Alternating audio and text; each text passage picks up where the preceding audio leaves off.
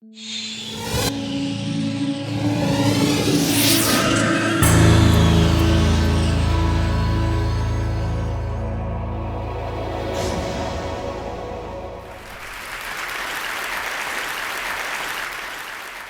to Thailand. Now, when I was a young man 40 years ago, the country was very, very poor, with lots and lots and lots of people living in poverty. We decided to do something about it. But we didn't begin with a welfare program or a poverty reduction program, but we began with a family planning program following a very successful maternal child health sets of activities. So basically, no one would accept family planning if their children didn't survive. So the first step, get to the children, get to the mothers, and then follow up with family planning. Not just child mortality alone, you need also family planning. Now let me take you back as to why we needed to do it. In my country, that was the case in 1974. 7 children per family, tremendous growth at 3.3%. There was just no future. We needed to reduce the population growth rate. So we said, let's do it. The women said, we agree, we'll use pills. But we needed doctors to prescribe the pills. And we had very, very few doctors. So we didn't take no as an answer, we took no as a question. So we went to the nurses and the midwives, who were also women, and did a fantastic job at explaining how to use the pill. That was wonderful, but it covered only 20% of the country. What do we do for the other 80%? Leave them alone and say, well, they're not medical personnel? No, we decided to do a bit more. So we went to the ordinary people that you saw. Actually, below that yellow sign, I wish they hadn't wiped that, because there was Coca-Cola there. We were so much bigger than Coca-Cola in those days. And no difference. The people they chose were the people we chose. They're well known in the community. They knew that customers were always right. And they were terrific, and they practiced their family planning themselves. So they could supply pills and condoms throughout the country, in every village of the country. So there we are. We went to the people who were seen as the cause of the problem to be the solution. So wherever there were people, and you can see most of the women, selling things, here's the floating market, selling bananas and crabs, and also contraceptives. Wherever you find people, you will find contraceptives in Thailand. And then we decided, why not get to religion? Because in the Philippines, the Catholic Church was pretty strong, and Thai people were Buddhists. So we went to them, and they said, look, could you help us? So I'm there, the one in blue, not the yellow, holding a bowl of holy water for the monk to sprinkle holy water on pills and condoms for the sanctity of the family. And this picture was sent throughout the country. So some of the monks in the villages were doing the same thing themselves. And the women were saying, no wonder we have no side effects. It's been blessed. That was their perception. And then we went to teachers. You need everybody to be involved in trying to provide whatever it is that makes humanity a better place. So we went to the teachers. Over 250,000 were told about family planning with new alphabet: A, B for birth, C for condom, I for IUD, V for vasectomy. And then we had a snakes and ladders game where you throw dice. If you land on anything pro-family planning, you move ahead. Like, mother takes the pill every night. Good, very good mother, move ahead. Uncle buys condom. Very good uncle, move ahead. Uncle gets drunk, doesn't use condom. Come back, start again. Again, education plus entertainment. And the kids were doing it in schools too. We had relay races with condoms. We had children's condom blowing championship. And before long, the condom was known as the girl's best friend. In Thailand, for poor people, diamonds don't make it. So the condom is the girl's best friend. We introduced our first microcredit program in 1975, and the women who organized it said, we only want to lend to women who practice family planning. If you're pregnant, take care of your pregnancy. If you're not pregnant, you can take a loan out from us. And that was run by them, and after 35, 36 years, it's still going on. It's part of the Village Development Bank. It's not a real bank, but it's a fund, microcredit, and we didn't need a big organization to run it. It was run by the villages themselves, and you've probably hardly seen a Thai man there. It's always women, women, women, women. And then we thought we'd help America, because America's been helping everyone, whether they want help or not.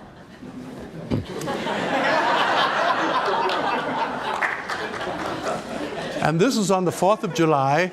We decided to provide vasectomy to all men, but in particular American men to the front of the queue.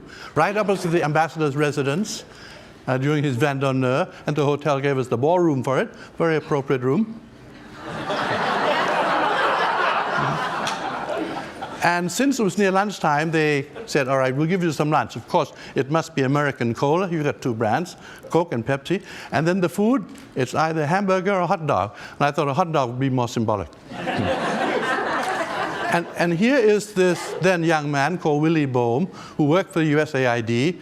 Obviously, he's had his vasectomy because his hot dog is half eaten.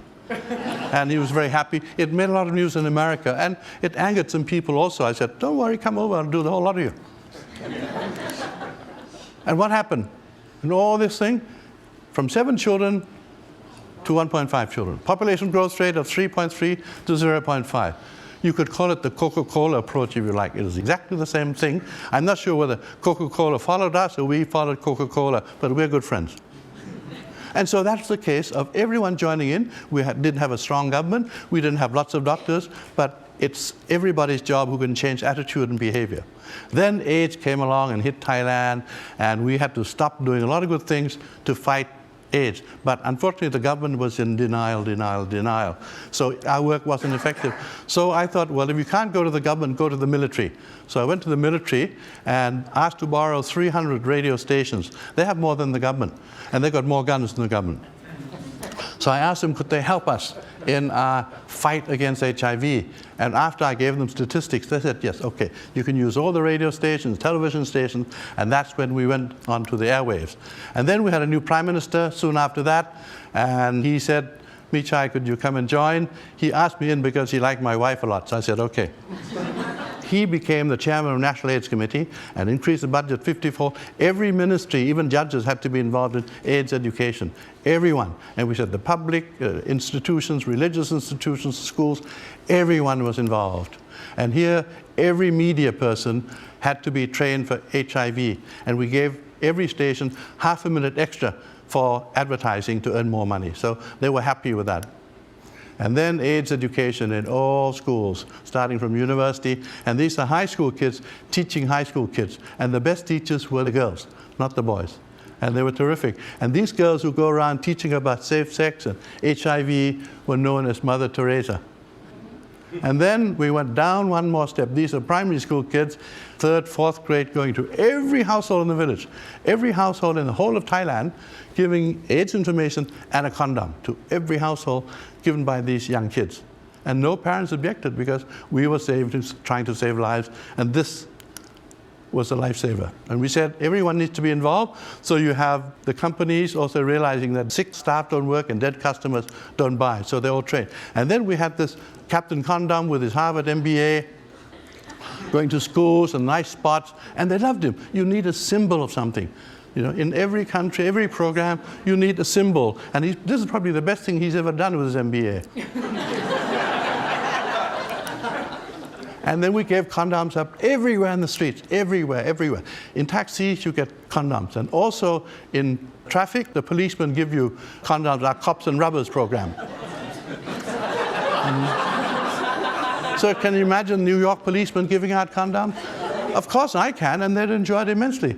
I see them standing around right now, everywhere. Imagine if they had condoms, that's giving out to all sorts of people. And then, new change. We had hairband, clothing, and the condom for your mobile phone during the rainy season. And these were the condoms that we introduced. One says, weapon of mass protection. We found, somebody here was searching for the weapon of mass destruction. Well, we have found the weapon of mass protection, the condom. And then it says here with the American flag, don't leave home without it. But I have some to give out afterwards, but let me warn you, these are Thai size, so be very careful. And so you can see that condoms can do so many things. Look at this. I gave this to Al Gore and to Bill Sr. also. Stop global warming, use condoms. And then this is the picture that I mentioned to you, that the weapon of mass protection. And let the next Olympics save some lives. Why just run around? And then finally, in Thailand, we're Buddhists, we don't have a God, so instead we say, in rubber we trust. So you can see that we added everything to our endeavor to make life better for the people.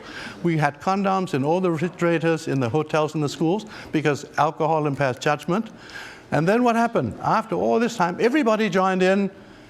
According to the UN, it declined by, new cases of HIV declined by 90%, and according to the World Bank, 7.7 million lives were saved. Otherwise, there wouldn't be many Thais walking around today. So it just showed you could do something about it. 90% of the funding came from Thailand. There was political commitment, some financial commitment, and everybody joined in the fight. So just don't leave it to the specialists, the doctors and nurses. We all need to help. And then we decided to help people out of poverty now that we got AIDS somewhat out of the way. This time not with government alone, but in cooperation with the business community. Because poor people are business people who lack business skills and access to credit. Those are the things to be provided by the business community. We're trying to turn them into barefoot entrepreneurs, little business people. The only way out of poverty is through business enterprise. So that was done. So the money goes from the company into the village via tree planting. So it's not a free gift. They plant the trees, and the money goes into their microcredit fund, which we call the Village Development Bank. Everybody joins in, and they feel they own the bank because they brought the money in. And before that, you can borrow the money. You need to be trained. And we believe if you want to help the poor, those who are living in poverty, access to credit must be a human right. Access to credit must be a human right. Otherwise, they'll never get out of poverty. And then before getting a loan, you must be trained. Here's what we call a barefoot MBA, teaching people how to do business so that when they borrow money, they'll succeed with the business. So these are some of the businesses: mushrooms, crabs, vegetables, trees, fruits. And this is very interesting: Nike ice cream and Nike biscuits. This is a village sponsored by Nike. They said they should stop making shoes and clothes, make these better because we can afford them. And then we have silk, Thai silk. Now we're making Scottish tartans, as you can see on the left, to sell to all people of Scottish ancestors. So anyone sitting in and watching TV, get in touch with me. And then this is our answer to Starbucks in Thailand: coffee and condoms. See, Starbucks keeps you awake. We keep you awake and alive. That's the difference. Can you imagine at every Starbucks that you can also get condoms? So you can order your condoms with your cappuccino. And then now, finally, in education, we want to change the school as being underutilized into a place where it's a lifelong learning center for everyone. We call this our school-based integrated rural development, and it's a center, a focal point for economic and social development. So redo the school, make it serve the community needs.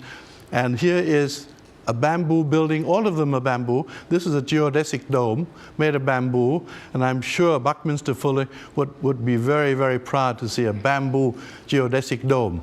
And we use vegetables around the school ground, so they raise their own vegetables. And then finally, I firmly believe if we want the MDGs to work, the Millennium Development Goals, we need to add family planning to it. Of course, child mortality first, and then family planning. Everyone needs family planning service. It's underutilized. So we have now found the weapon of mass protection, and we also ask the next Olympics to be involved in saving lives. And then finally, that is our network, and these are our Thai tulips. Thank you very much indeed.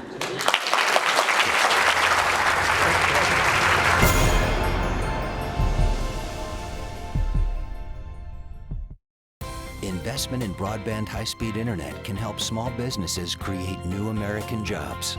Small businesses are being formed, dreams are being launched. And at AT&T, we're investing billions to upgrade and build out our wired and wireless networks. Now is not the time to stall momentum or stifle innovation or investment. Jobs, dreams, and the future are at stake. AT&T, your world delivered.